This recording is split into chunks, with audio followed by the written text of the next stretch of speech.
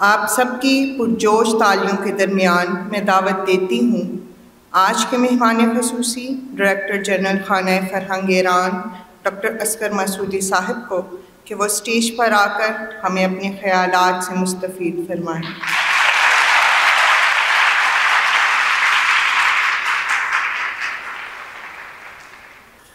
बिस्मिल्लाहिर्रहमानिर्रहीम व बिही नस्तईन इन्नहु खैर नासिर व मुईन।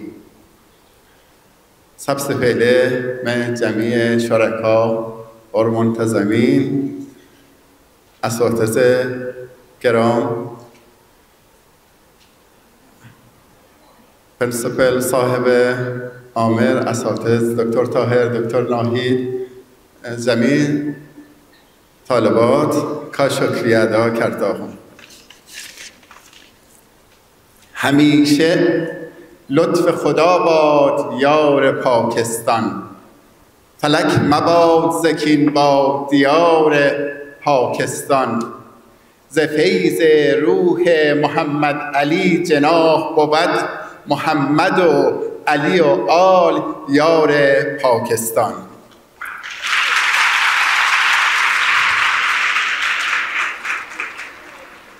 علامه اقبال لاهوری فکر و عشق که فرزند ہے، اقبال صرف لاهور که شاعر نہیں، صرف سیالکوت که شاعر نہیں، بلکہ تمام عالم اسلام کی بیداری کے شاعر ہے۔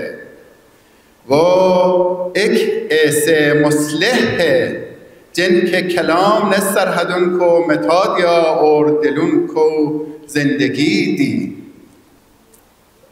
ان کے نزدیک انسانیت کی اصل ایمان اور خودی میں ہے، نہ کہ قوم، رنگ یا نسل ہے۔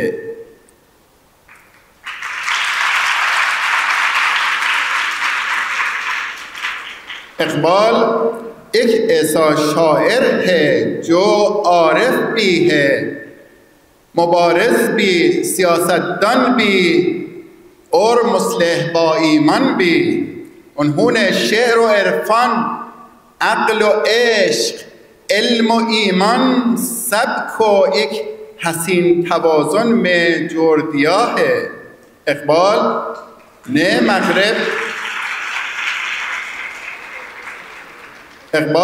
مغرب میں فلسفہ پڑھا مگر مغرب کے اسیر نہ ہوئے، ان کے دل میں ایمان شرق کی حرارت ہمیشہ زندہ رہی۔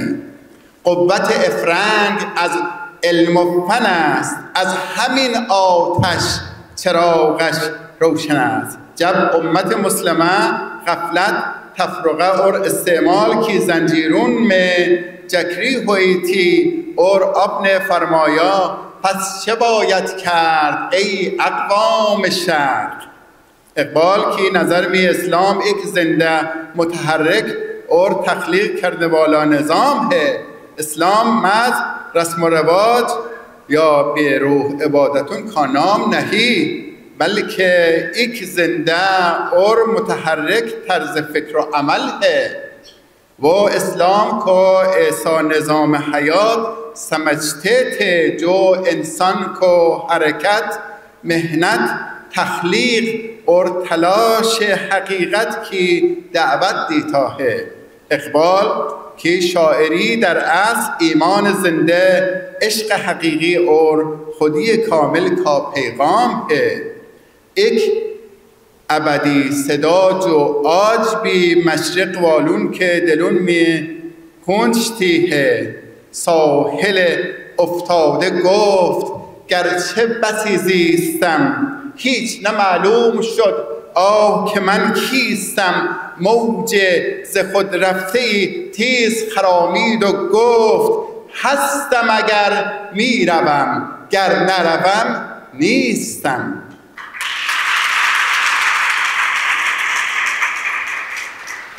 ساحل نے کہا گرچه میں نے بہت زندگی گزاری مگر افسوس یہ نہ جان سکا کہ میں کیا ہوں۔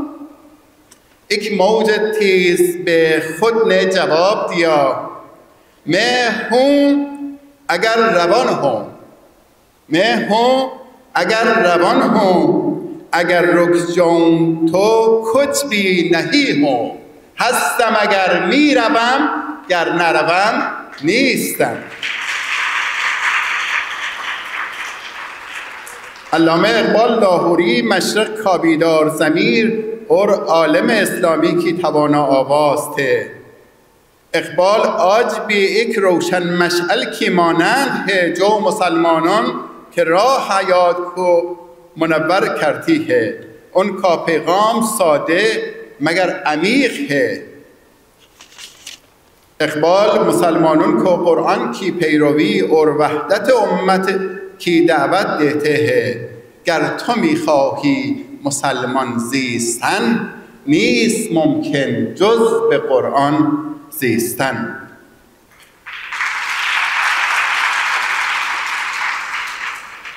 بتان رنگ و خون کو طور کر ملت میں گم ہو جا. بتان رنگ و خون کو طور کر ملت میں گم ہو جا. نه تورانی ره باقی نه ایرانی نه افغانی نه افغانیم و نه ترک تتاریم. چمنزادیم و از یک شاخساریم. تمیز رنگ و بو بر ما حرام است که ما پرورده یک نوبهاریم. ان اکرمکم عند الله اتقاکم. اون که اشعار می محبت رسول اکرم صلی الله علیه و آله و سلم اتحاد امت اور ترک تفرقه کا پیغام نمایان ہے. در دل مسلم مقام مصطفی است. آبروی ما ز نام مصطفی است. هر که عشق مصطفی سامان اوست. بحر و بر در گوشه دامان اوست.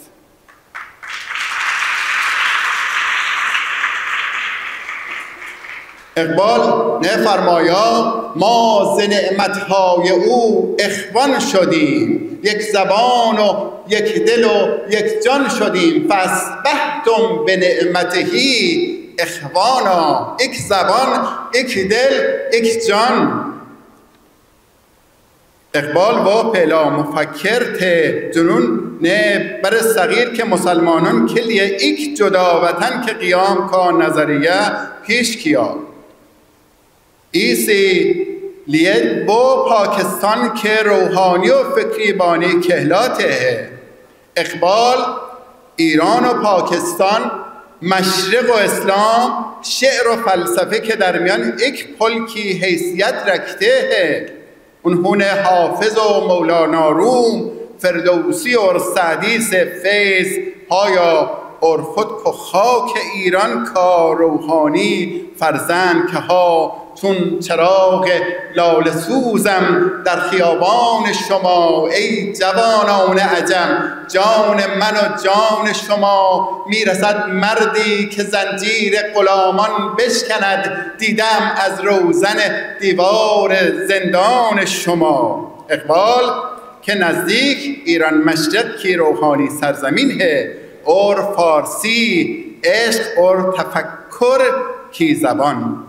इसीलिए उनकी بیشتر تصانیف اسرار خودی، رموز بی خودی، جاویدنامه और ارمغان حجاز فارسی زبان में है. فارسی از رفعت اندیشم در خورد با فطرت اندیشم. اقبال کی پکار فکر و بیداری کی فریاد ہے. ان کے نزدیک تبدیلی انسان کے باطن سے جنم لیتی ہے نے کہ باہر سے. اور اس بیداری کا محور نوجوانوں مسلم ہے. اور اس بیداری کا محور نوجوان مسلم ہے.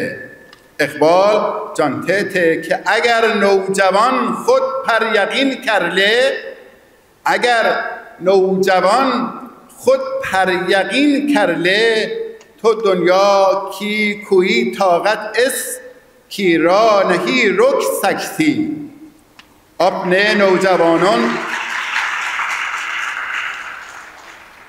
नौजوانان से खिताब करती हुए फरमाया मोहब्बत मुझे उन जवानों से है सितारों पे जो डालते हैं कमंद।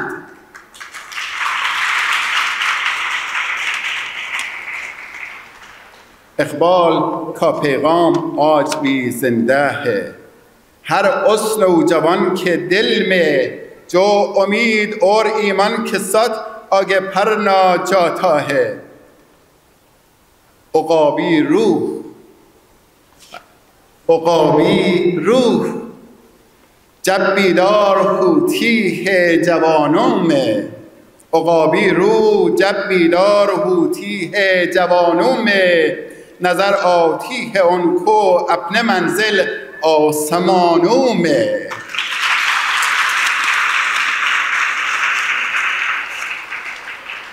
من مجدداً از شما دانشجویان عزیز از این کالجی که سابقه بیش از 100 سال دارد، از خانم دکتر ناهید، دکتر طاهر و به ویژه از رئیس این دانشکده سرکار خانم عامر، پروفسور عامر बहुत बहुत و बहुत बहुत शुक्रिया अदा करता हूँ।